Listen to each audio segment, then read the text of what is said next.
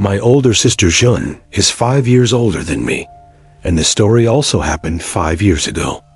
Before Jeanne was dating her current boyfriend, she was on Tinder to meet a few guys. I remember the night specifically. She told me and our other sister, Maria, that she was meeting a guy at a bar a few blocks down. When she got there, she sat at the bar and texted the guy to let him know where she was sitting. Under a minute passes, and a man sits next to her, offering to buy her a drink. This man is significantly older than my sister, and according to her, gave off a horrible smell, had bad breath, and had a crooked front tooth. She told him no thank you right away, as she had a guy coming to meet her. The man didn't get up just yet. He kept sitting there, saying he'd buy her a drink in the meantime before her date got there. Jeanne felt very uncomfortable and asked the man to please leave her alone. The man got up from the bar stool.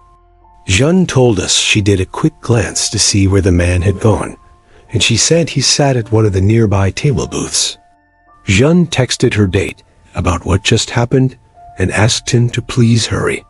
There wasn't a response, so she sat there a few minutes, texts again, "Where are you?" This time the guy responds, "Running late, get a drink or two without me." No, this was an odd text for a guy to send to a girl he's meeting, and to make it even worse, the man from before came back to sit next to Jeanne and, asking where her date was, and acting all upset that she was still alone. My sister responded to the man once or twice, then had enough and asked him to please leave her alone once again. She texted her date one more time saying, "Sorry, I'm gonna leave." As she sent it, the man's phone, which he left on the bar, vibrated. My sister immediately put two and two together, said she's going to the bathroom. And remember, she called our sister Maria, asking what to do. Maria told her, "Just leave and drive home." I listened in on the conversation. When Jeanne left the bathroom, the man was no longer anywhere to be seen in the bar, which I'm sure she found to be a relief. She went straight to her car and started driving home. It's a very linear and short path from that bar, and she was home probably a couple minutes. When she pulled up in the driveway and started walking to the front door, she noticed another car pull up across the street. It didn't stop directly in front of the house across the street. It stopped one house over. Jeanne came inside, and from here on, I can tell the story from my own point of view. Maria and I came to greet Jeanne and ask her what happened. She went to the window and creased the blinds to look outside. She told us there was a car out there before, and she was worried it followed her. But when all three of us looked through the blinds, we didn't see a car out there. So she told us the unsettling story of what happened at the bar. Maria did a better job at comforting her than I. Girl thing, I guess. I did tell her that if that man ever stepped foot near her again, I'd kick his ass. Later on, we all went to our rooms and did our own thing. I was playing Far Cry 4 on my computer when I heard the horrible sound of both my sisters screaming. Let me shift back to Jen's perspective for a second. She was on her phone in bed when she got a text from that number. It said, "Hey, I'm so sorry. I didn't see your text until I got to the bar." Jeanne didn't answer that, so he sent a follow-up text saying, "I'm gonna meet you at your house. Which window is yours?" Jeanne called Maria to come to her room to look at the text. As they talked for a little bit, figuring out what to do, Jen's window slid open, and someone tried pushing their way through the roller shade. That was when both Maria and Jeanne screamed, causing not only me, but our parents from upstairs to come rushing to her room. The man trying to come in gave up before we even made it to the room. Her dad went outside to try and chase after the man, but he was already long gone in his car, probably. Of course, my dad called the cops to get a police report. Jeanne gave the police the man's cell phone number, and they took records of the text conversation. They said they were going to do what they could to trace the number, though it could take a few days. My dad was contacted after the weekend by the local police station, and they asked him to come in at the station. They said they traced the number to be a fake number through some app, and that there was no guarantee they could trace the use back to a specific phone. My dad asked them to do whatever they could. Weeks passed, and we never heard from the police, but we all slowly started to forget about it. You could never really understand people's motives, and how they think they'll get away with some things, like climbing into a girl's window, for instance. I've been using the app Hinge to meet new people in the town I just recently moved to. I matched with this girl, Kate. She was about 7 years older than me. Yeah, I know, a bit of a gap. She's 30, I'm 23. It was my idea to meet her at some small restaurant in town. I waited in my car in the parking lot for her to pull up. For some reason, she was having trouble finding the place, and she asked me to start sharing my location with her. After doing so, she shortly after pulled up in some lemon of a car, an old beater Honda. I actually felt a sense of disappointment when I saw it was her stepping out of it. I went out to hug her hello. She said she wasn't a hugger though, so I shamefully put my arms back down. Bad start, I was thinking in my head. When we sat down at a table inside, I was able to see that she looked different from her pictures. Worse, like she was the girl in the pictures. Sure, but it seemed as though she had her pictures doctored up to make her look better. She also looked to be older than 30. I was already not feeling the date, but I couldn't just end it now. I'd have to sit through the dinner with her. When the waitress came to start us off with drinks, Kate was really awkward. Liked the way her voice suddenly raised in volume and intensity as she spoke to the waitress. She stuttered. She kind of rudely said she just wanted water. She turned down my offer for wine, so I went through the whole dinner with her, and in my head, I was really just thinking about how excited I was to get out of there. The check came, and I waited to see if she'd make any offer to chip in for it, since I really had no plans of seeing her again. But she did not. So I paid the check, and we grabbed our coats and left. I told her I had a really nice time, and whatever. She didn't really want to go home, though. I had to kind of force myself to break off, because I really just wanted to go home. I said bye and got in my car. She didn't say bye back. She instead just walked to her car. I drove home to my apartment, which is the lower half of someone's house. I didn't even finish hanging up my coat before the doorbell rang. I checked through the window who it could be, and it was Kate. I hadn't stopped sharing my location with her. What could she want? I hadn't forgotten anything at the restaurant. Even if I had, she could have texted me.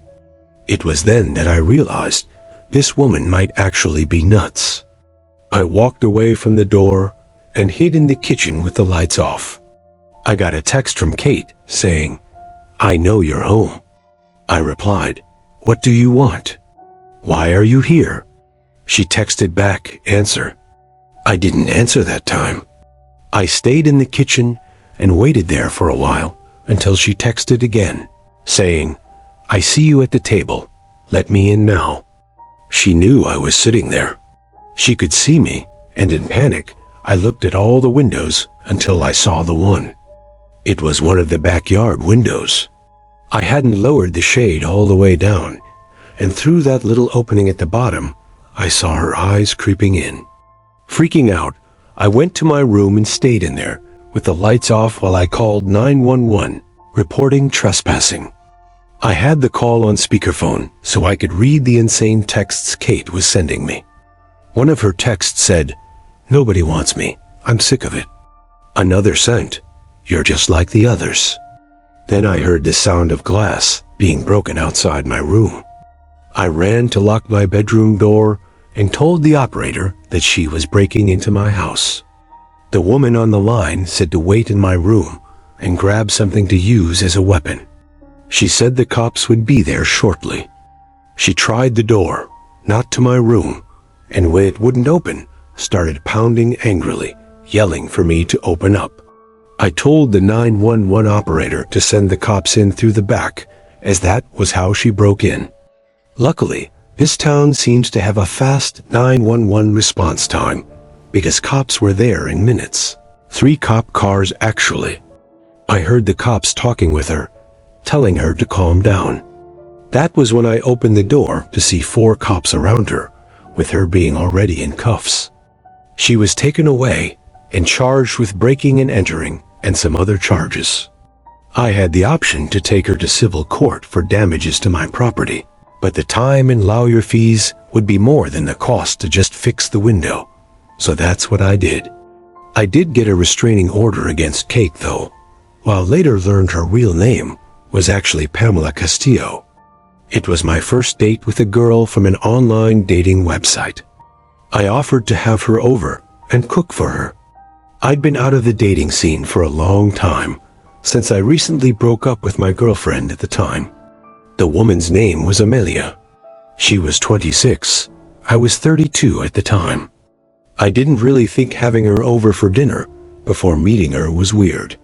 If anything, it would be more relaxed and comfortable in meeting at some bar or restaurant. I was cooking some penne alla vodka with garlic bread and wine, my favorite combo. Amelia arrived around 6:30. I welcomed her in and asked her to take a seat at one end of the kitchen table. I was finishing up the food as I tried to get to know her. She wasn't as talkative as I was expecting, based on her appearance. I had to lead most of the conversation. I was slightly nervous, given that it was my first time having a first date in years, and it didn't help that she wasn't exactly the easiest to talk to. I served a plate of food and a glass of wine, and she asked something odd. She wanted me to go get a candle so that we could have a proper cheer. I had nothing else to say but to go along with it. I left the kitchen to the pantry closet in the hallway to get one of the candles and a lighter. When I came back to the kitchen, I spotted Amelia sitting back down, like very quick, like it looked kind of sketchy. "Everything okay?" I asked, to which she replied she just had to rinse her hands. Odd, because I didn't hear the sink run, but I moved past it and lit the candle. Then we did a little. I was about to take a sip of my wine, and I noticed something floating in the glass, something that wasn't in it before. It looked like a powdery substance being dissolved into the wine. I watched as she looked at me, not taking a sip of my wine. I pretended to take a sip, nervously continued the conversation, assuming the worst, that she tried to drug me, but I couldn't just accuse her of that. What if I was wrong? I'd look crazy. We ate our food, and I cleaned up the table afterwards. She excused herself to the bathroom, which I pointed her to. She was gone for a while, but when she came back, she said she had to get going because her dog was sick. I had no problem with her leaving. I walked her out and hugged her goodbye. I went back to the glass of wine and smelt it, but it didn't smell like anything except wine. I dumped it and made sure nothing was stolen from the kitchen to the hallway to the bathroom. After cleaning, I watched TV while telling my friends that I think she tried to drug me. Then I went to sleep. Actually, I didn't sleep. I have acute insomnia, which comes on and off, and this was one night I just couldn't get shut-eye. I rolled from one side of the bed to the other for hours, and it must have been like 2:30 or something when I heard a cup fall from my kitchen. That terrified me because, well, cups are pretty stationary objects. I didn't see why or how one could have fallen from the counter. Suddenly, my door opened and someone stepped inside. I didn't move. I pretended to be asleep, but with one eye half open, someone stood in front of the doorway for a few seconds and left the room. I waited a minute before getting up to follow and hopefully get the kitchen phone to call the police. There was a glimmer of light in the living room from the streetlight outside. With that, I was able to see her body in the corner of the room. She wasn't ducking, nothing. She was just idly staying in place. "Amelia," I said, afraid of what would happen next. She was standing by the knife holder.